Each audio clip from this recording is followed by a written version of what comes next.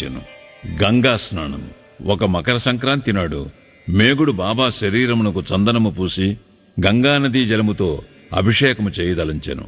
బాబాకు అది ఇష్టము లేకుండెను. కాని అతడు అనేక సార్లు వేడుకొనగా బాబా సమ్మతించాను. మేఘశ్యాముడు రాను పోను 8 క్రోసుల దూరము నడిచి గోమతీ నదీ తీర్థము తేవలసియుండెను.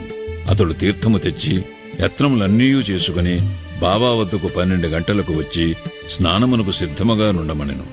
బాబా తనక అభిషేకము వలదనియు ఫకీరగుడిచే గంగానదీ జలముతో ఎట్టి సంబంధము లేదనియూ చెప్పాను. కాని మేఘుడు వినలేదు.